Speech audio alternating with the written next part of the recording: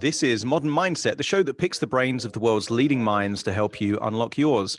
I'm your host, Adam Cox, and joining me today, we have a author, strategist, and a location-free digital nomad.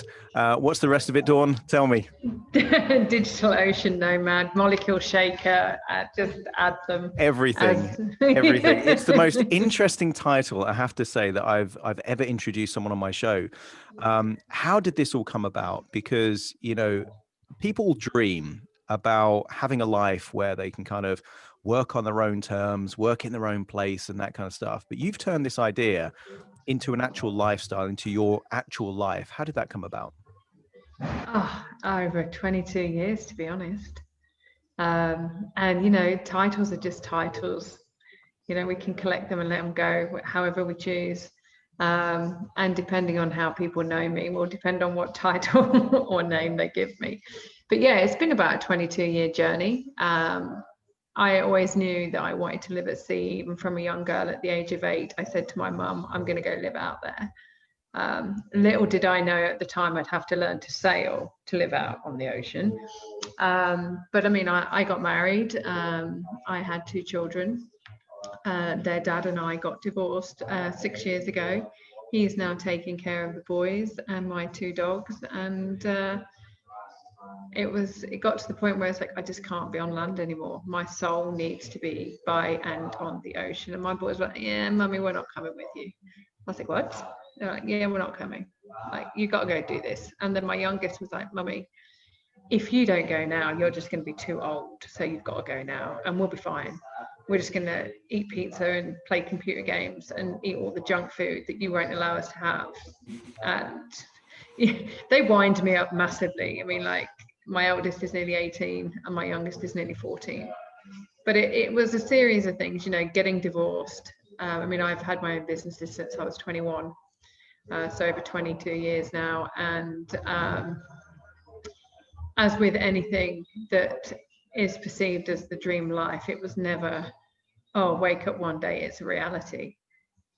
It was very much, okay, I don't know how this is going to work. I'm just going to go for it.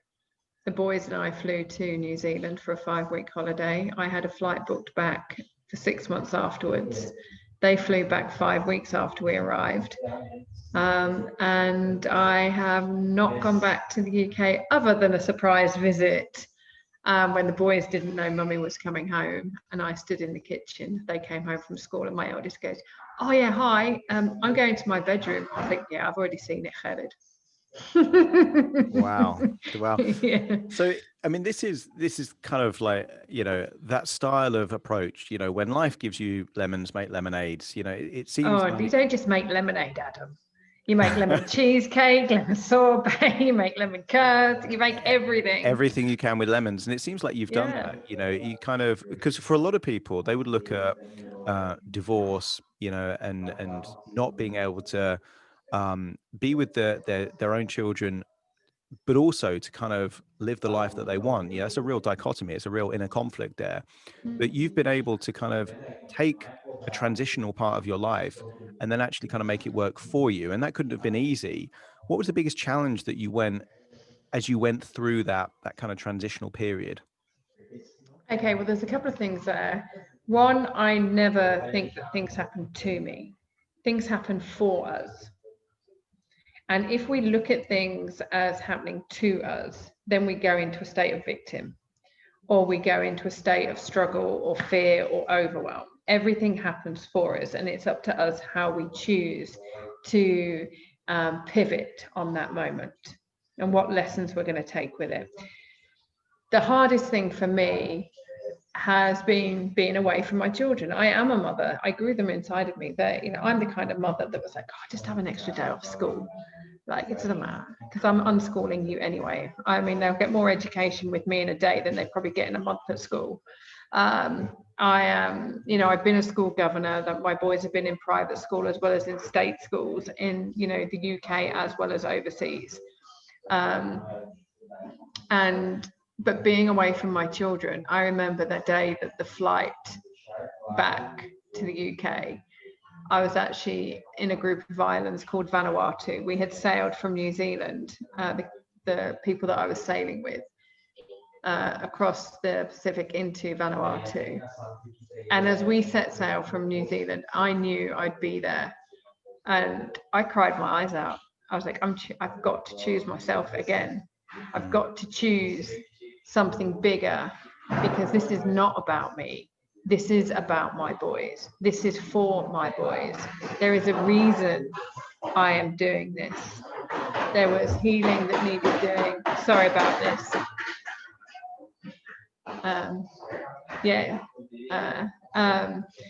Sorry, someone rolling their suitcase is now picking it up. Thank you.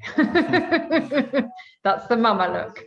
For those of you who are listening and didn't see that. But knowing that if I want my boys to follow their dreams, then I have to lead by example. If I want my boys to see what it takes to achieve a goal, and to learn and to take risk and take calculated risks, because it's like I say to them, you can jump out of an airplane with a parachute or without one. You got to assess which one's the best option. You can jump off a wall and still break your legs. You've got to understand how you're going to do it. It can be more dangerous jumping off a 6-foot wall than it can be from jumping out of an airplane. You have to know what you're doing. Plus, it was like, I want the boys to travel the world. I want to see the world. I want to introduce them to more cultures. I want them to become open-minded. I want to lead by example. But how can I do that if I stay rooted in a model of parenting that's over 100 years old, where the woman is at home, the mother is at home, sacrificing herself, becoming a mummy martyr, as I call it.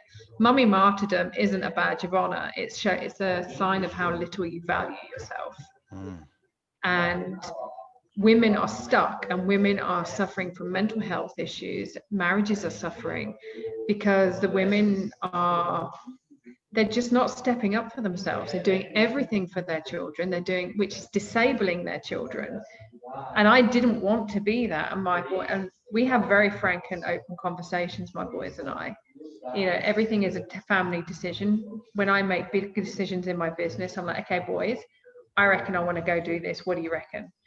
And my youngest, well, that's not too shabby of an idea. Yeah, maybe that'll be all right.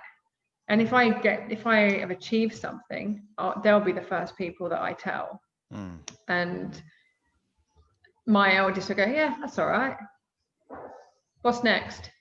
And I'm like, well, what do you think? That's worth celebrating, right? They're like, yeah, keep you grounded, mother. That's it. They want to keep you humble. Absolutely. And again, it's because the ocean is a leveler.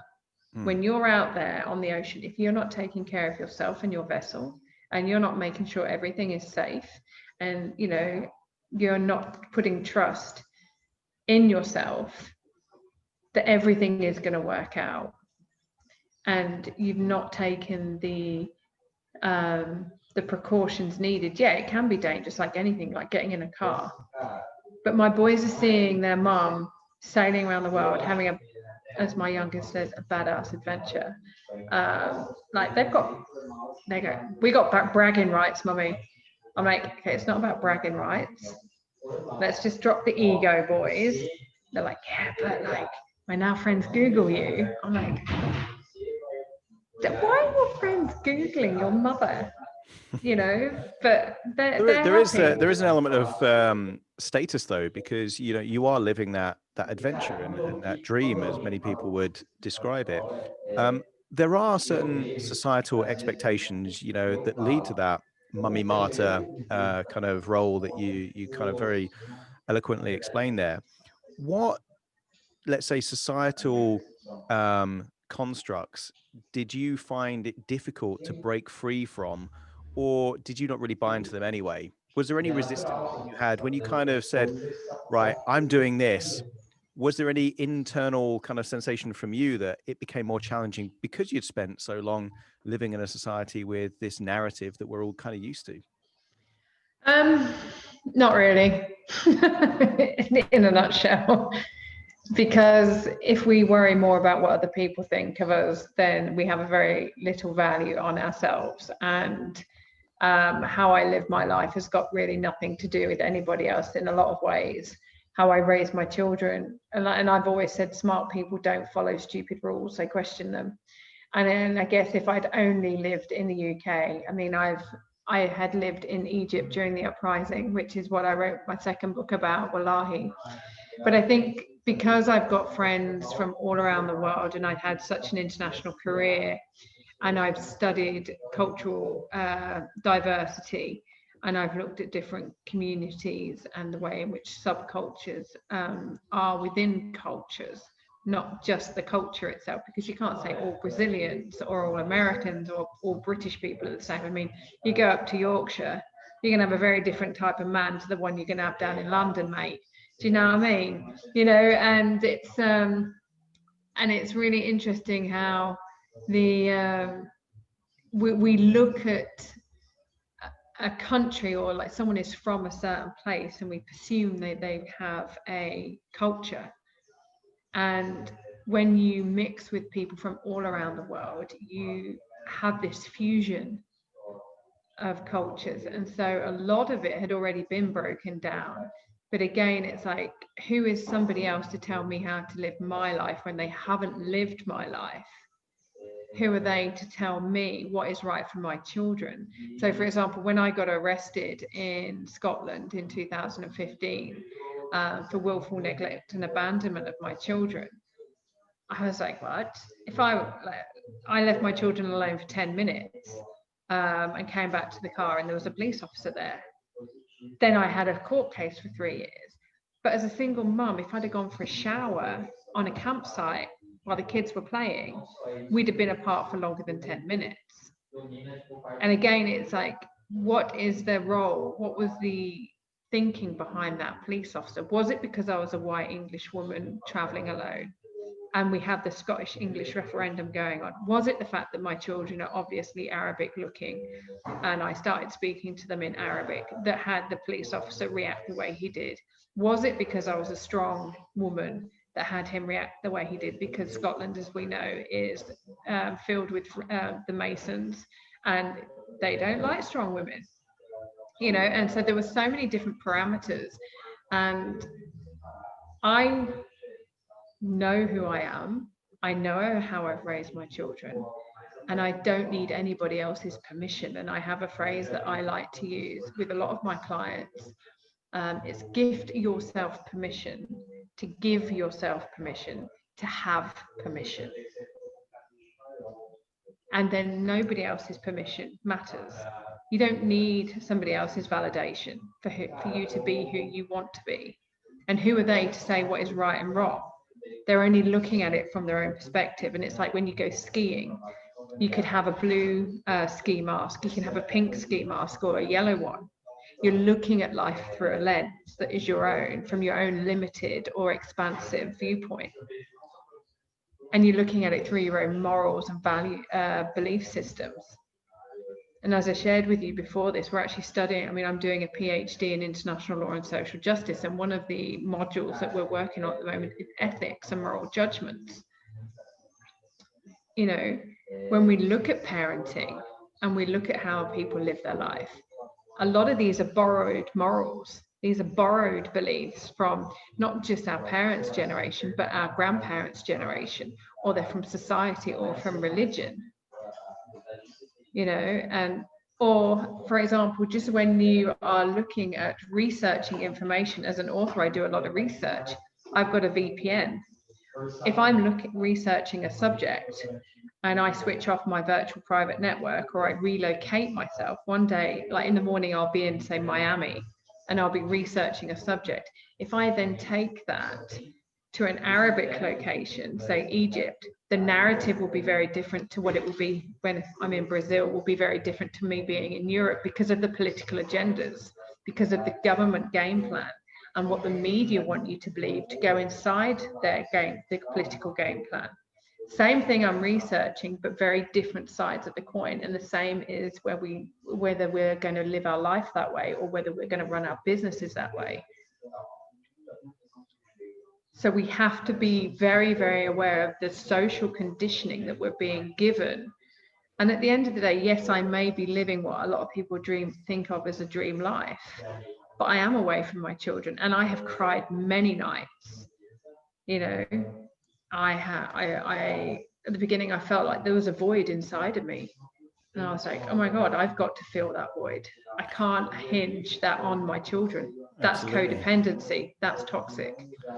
But I think a lot of people from the outside will say any dream life is just kind of they look at the superficial elements and they think Mm. that's amazing. But any dream involves sacrifice at some level, you know, Mm. and whether that's kind of someone in business or someone in, you know, a different lifestyle choice, to get to that point, they've had to reconcile all of the downsides and still make that decision.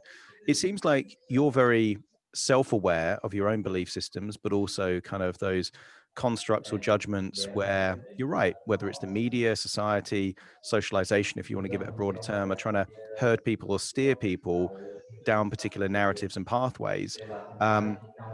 What is it different about you? Because the vast majority of people seem to just follow the script of their, you know, supposed life. Kind of, I'm meant to get a job, I'm meant to go to university, I'm meant to get a house. What is it about you that you think you're wired a bit differently? My mother calls me an independent little madam and has called me that ever since I was a little girl. I don't really know. I mean, some people might say it was due to my hedonistic raving days. I reprogrammed my brain when I took loads of drugs. It might have been that. It might have been the fact that I've always had this innate curiosity. You know, well, why is that then? Because I was that girl in class that was like, why? Put your hand up, ask a question. Miss, why is that? I'm a geek. I read textbooks for fun. And for some people, oh, she's a bit boring. In fact, actually, when I was quarantined in Argentina, there was a guy that I stayed with in an Airbnb. He invited me to go out, and then I was like, oh no, I don't go to pubs, I don't drink. And then he offered me a cigarette. I went, oh no, I don't smoke either. And he'd seen me like with all my gluten-free, almost vegan food, all natural, no processed food. And so he's gone, you're so boring. You don't drink, you don't smoke, you don't do drugs, you don't eat processed food, you don't eat meat. You're so boring. And I was like, oh, yeah, maybe. And he was like, and I was like, so, you know, for some people that probably is boring. I said, but you know, when was the last time you sailed around the world? And that's it. It's all from the point of perception, isn't it? Because for your kids and their friends Googling you, you're this adventurer, you know, and this Argentinian guy, you're the most boring person on the planet. So it really depends on the perspective. The nature of your business, because not only are you traveling the world, you're sailing the world, but you're running a business while doing it. Now, fair enough, like you win the Euro Millions, you know, travel the world, but to actually do what you're doing and create an income from that, what were the challenges that came with that? Because I'm sure it would be easier for you to be in a WeWork in London running the business. You know, you've chosen not to do that. So I'm sure there's challenges linked to that. What's the biggest challenges that you've had to face, and how have you kind of mitigated or overcome them? This is going to really belittle that question, and I'm really sorry. But knowing which bloody charger to have when I go to a different country. Because as long as I've got an electrical point and a Wi-Fi, I can work from anywhere in the world. You know, I've got a laptop, I've got Wi-Fi, I've got electric, I'm all good. But it's like, what electric socket do they have there? Okay. Okay. Finding that out is a big deal. I mean, it might seem really trivial, first world problems, I know. But again, I don't see problems that other people see. And I'm like, am I just completely oblivious to what, you know, I'm very awake.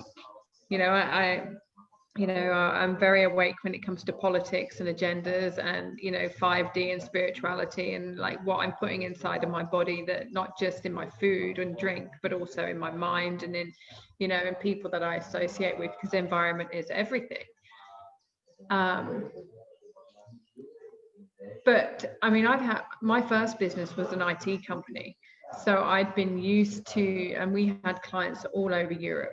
And so flying to a different country, working remotely, telecommuting was never really an issue for me. And I don't understand why people have still got big, massive office blocks when people can work from home, and it saves stress on the family.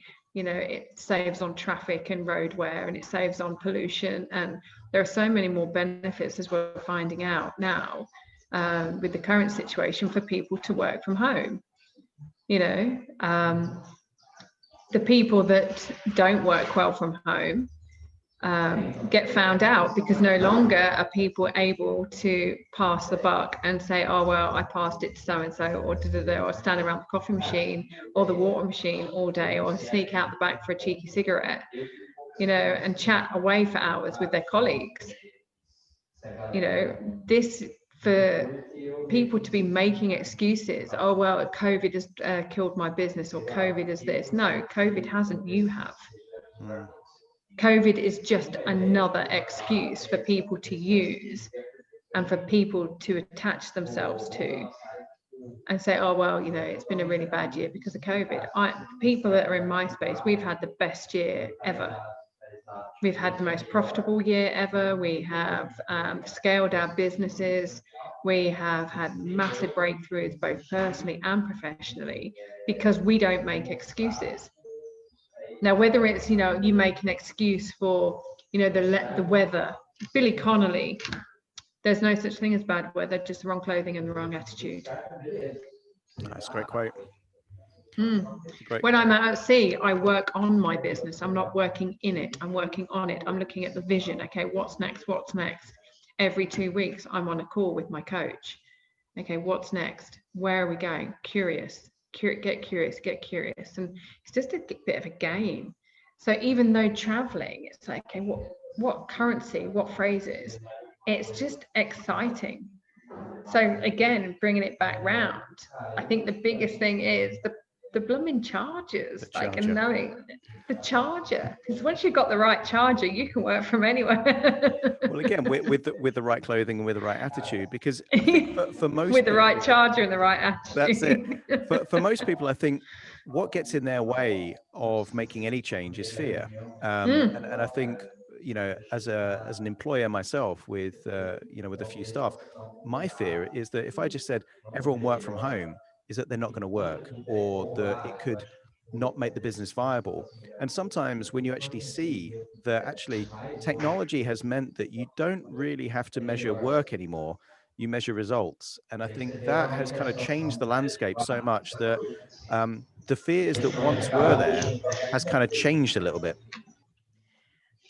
See, you've said, and I'm like, well, why didn't we know that before? Why is it that you've got these so-called smart business leaders and managers and leaders? Why is it that it's only till now they figured that out? And that's not to be disrespectful or to think I'm better than anyone else, but for me, that's just logical. Because at the end of the day, the people who are committed to their job and know that their job relies on the business being profitable, it's like back in the day of working in London, I remember there was a woman on the sales team, and she was like, it's all right, we'll just put it on the company credit card. That's all right. And I'm like, and I sat there and I was like, you do realize it's the salespeople that bring in all that money, and you're just throwing it away willy-nilly, taking people out for lunch when you don't really need to, and all the money that you're spending on that card is actually having a negative effect on the bottom line of this business. I said, and you're making it harder for the people in the sales team because you're bumping up their targets because the costs are actually, and you fudging the company figures and expense accounts.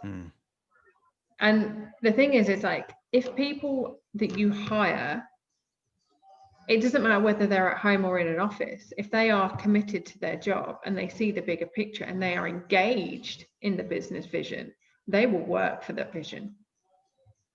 Yeah, Those that totally. don't can walk out the door. And that, you know, and I remember when I lived in Cowley in Oxford, and they closed the BMW plant. I was interviewed by Radio Oxford, and it didn't go down very well, because I said, look, I'm not surprised that people got made redundant. Businesses do not get rid of valuable assets. They do not get rid of employees that are investing in themselves. They do not get rid of people that are going to help the business grow. They only get rid of dead weight. And if you are someone who has been made redundant, it's either because you are not ready for the next, you're not ready for the culture, you haven't been investing in yourself, or because you're no longer in alignment with where the business is going. And it's not a time for you to feel sorry for yourself or have a pity party. It's a time for you to go, right, okay, what could I have done differently? How could I have made sure that if I really did love that job, how could I have made sure I was still part of the culture? How could I have made sure that my bosses actually saw me as an asset rather than a liability that they had to get rid of? Mm. And all that kind of stuff takes personal responsibility. And for a lot of people, the safety net of following a narrative is that you don't have to take that responsibility, because the narrative BBC Oxford wanted you to say is that, oh, this is so unfortunate for these poor people that have been made redundant, because that's the narrative that they wanted. And obviously, you know, your style of response is like, yeah, they should have taken responsibility for their own training, education, commitment, and all this kind of stuff. But most people don't. Most people, you know, if they get divorced, then that's their reason to feel miserable for the next 5 years. You know, if they, you know, have a business that fails down to a pandemic, then, oh, please feel sorry for me. What am I going to do next? And it is that lack of ownership. You're able to run a business, you know, anywhere, literally on the seas. And your business is based around people writing books that expand their brand. Give us an insight in terms of what that's like, because sometimes I see books and I think that's genius. Like, that book really helps them to kind of get more clients and things like that. And part of the reason, I'll be honest, that I became a hypnotherapist. Yes, I'm passionate about changing people's lives, but it does seem to me that that's the kind of intellectual property that people will pay for as well. You know, people they expect free content, but if you can give them content that makes a change, that kind of creates a different kind of response. What do you think is um, the thing that makes books so powerful at expanding brands compared to other things? And give us an idea of how someone just listening to this, not aware of the strategy that goes behind books, you know, can perceive it in a way that they think, oh yeah, that makes sense. Okay. So I'll use two of my clients as an example. There's a lady called Annie Gibbons. We've just finished her biography, Becoming Annie, the biography of a curious woman.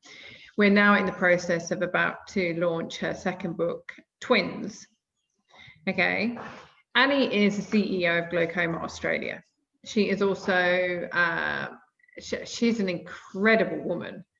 Like, and it was her curiosity that has led her to the life that she leads. I mean, she's a board director for MKH, a charity in Australia. She does a lot of fundraising. So what you're actually doing when you're writing a biography, I mean, my publishing and the books I write are more memoir-based, autobiographical biography, because what we're looking at is, who are you as an individual? What is your passion? What is your purpose? We can hide behind our business brand, but people don't do business with a brand. They do business with the person behind the brand. And what we're looking at, so Annie's book was showcasing all her philanthropy work. It was showcasing her own business consultancy. It was showcasing the work that she has done in the eye care health. It was also showing what it takes to be a mother of 5 children and who's come from a nurse and actually have it all together. I mean, her and her husband, I mean, they were childhood sweethearts. They are still so, I mean, their crush that they've got on each other is amazing. I mean, she's one hot mama, you know, she like, and we call him the hunky husband. But what we're now doing is we're taking the fact that she had 2 sets of twins, within 2 years of one another, and then a Brucey bonus 6 years later. So we're actually now positioning her and James as parenting coaching, but as also as lifestyle coaches, because how do a couple that met all those years ago have a hugely successful business, each of them separate businesses, raise an incredibly successful family, and navigate all of this and still have huge, immense crushes on one another? That is a coach that you want to be learning from. And she's got this amazing magic transformation program. So it's like, she might be the CEO of this, but she is so much more than that. And it's not so much about her. And you've got to look at how that now positions her. She has now had a biography written about her by an international bestseller on multiple continents. That's now elevated her.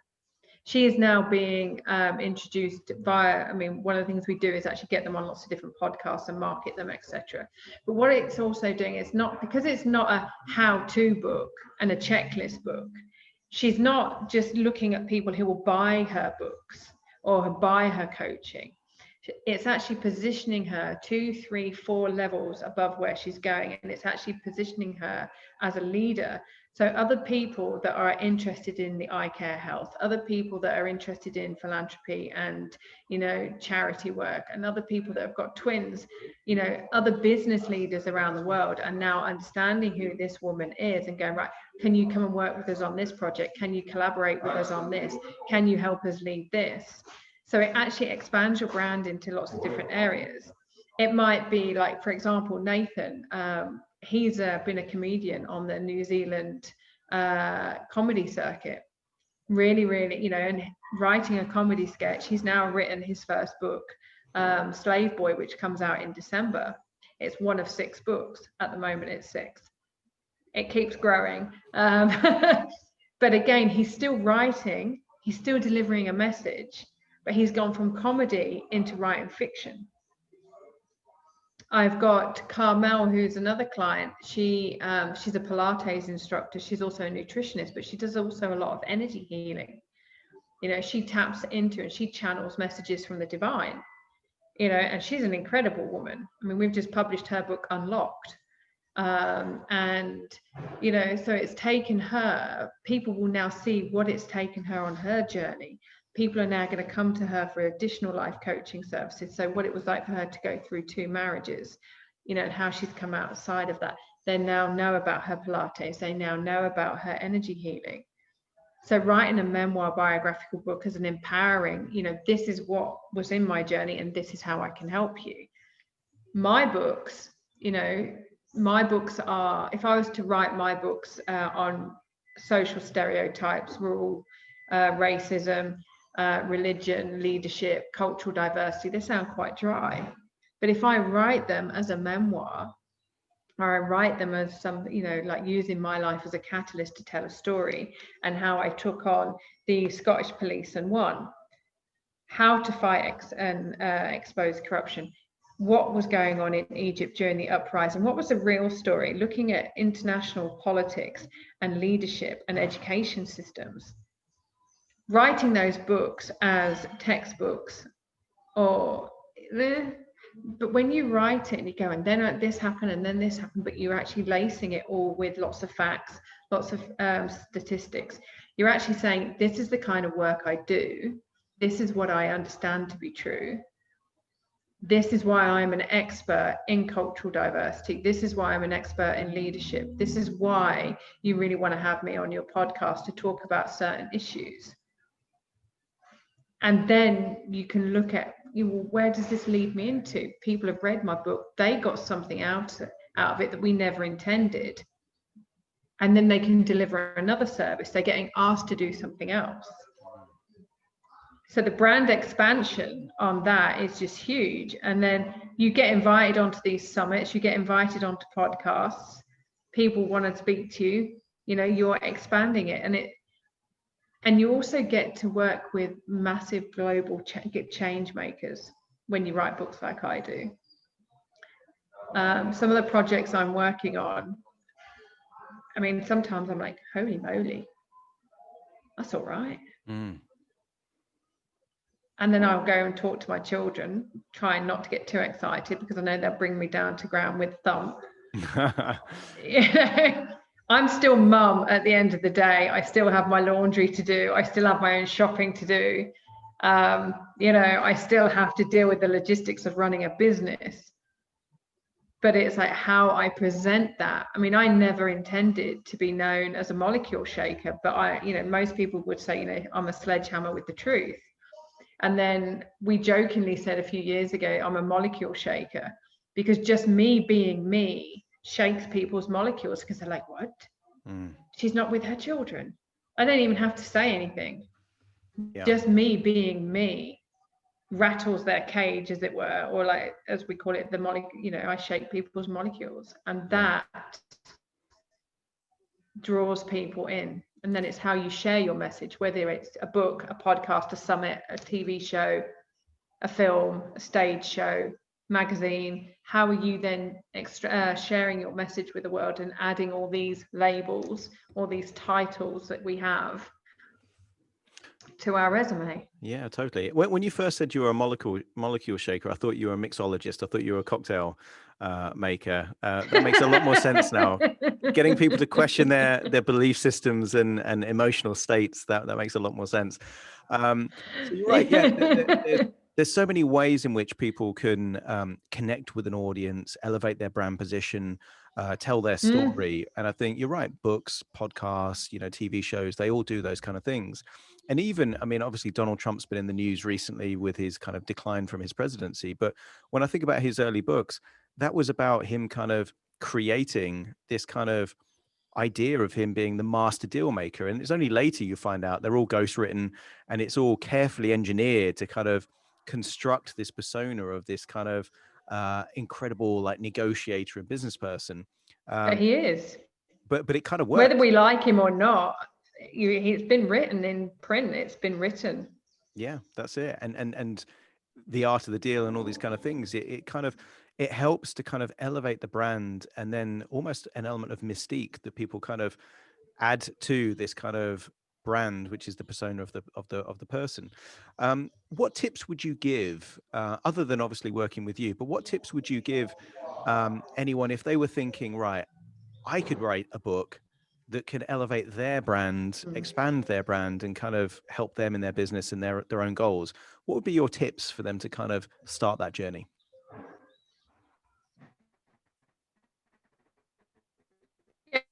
Don't bother writing a book, because the moment that book is published and you put stuff in there are going to be people out there that want to bring you down. And if you are not 100% certain that you want to do this and you want to share this, don't bother, because at the end of the day, it is an investment. Whether it's an investment of time, energy, and money. And I'm very fussy who I work with. You have to be willing to invest everything, because writing a book and then just saying, I hate it when people go, I'm an international bestseller. I'm like, yeah, and that was which book?